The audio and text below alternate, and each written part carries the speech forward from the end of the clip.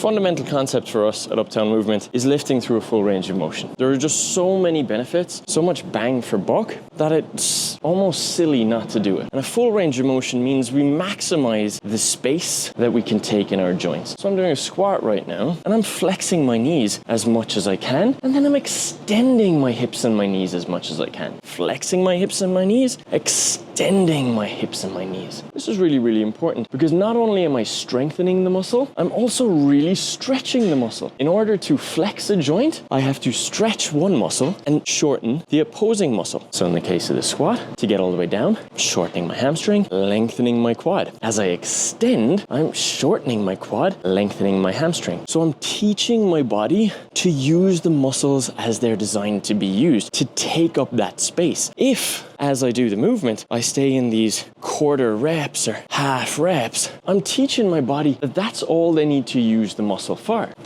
Why is that a problem? Over time, we're naturally going to lose mobility anyway. If I speed that up by telling my body, hey, I don't even need this range, my body's going to get rid of it. Then what happens? Life. I get exposed to different movements. Something happens. I have to reach. I have to stretch. Something happens, and that position is now loaded. Because my body has said, hey, we don't need that position anymore, it's never really sent the signal to the muscle to be able to withstand those loads. Boom, we get an injury. We now blame the exercise or the movement or whatever it is. But in reality, it's just that we never exposed the tissue to those ranges. So the importance of it is undeniable, and in my mind, undebatable. However, the problem is how to do it. For most of us, it's not going to be that easy. Most of us are not that flexible, and those of us who are super flexible, oftentimes we don't have a lot of strength. So we got to find which one are you. In my case, I'm not that flexible. So you'll see I've brought my heels up with these little blocks. That allows me to take the need of my ankle flexibility out of, okay?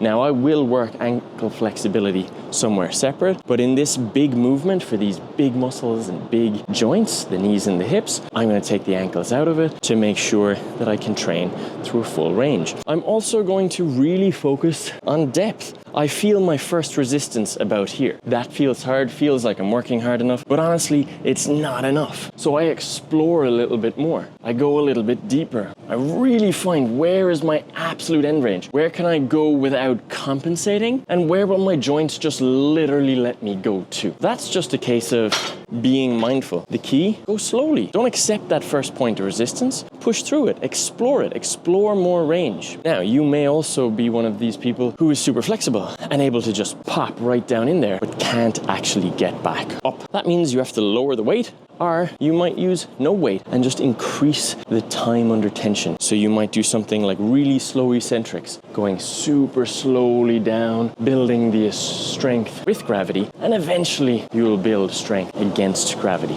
Training through a full range of motion can be humbling. You won't use anywhere near the same amount of weight, you won't be using the same speed, and it will feel very, very, very hard. But just like anything else, the more work, the harder it is, the greater the results on the far end. So don't cheat yourself by skimming your range of motion. Explore, find, take, explore, find, take. Constantly look for more and build that bank of mobility. Build a bank, a savings account, an investment account of range, because over time we'll naturally lose it anyway. So make sure we keep that as big as possible.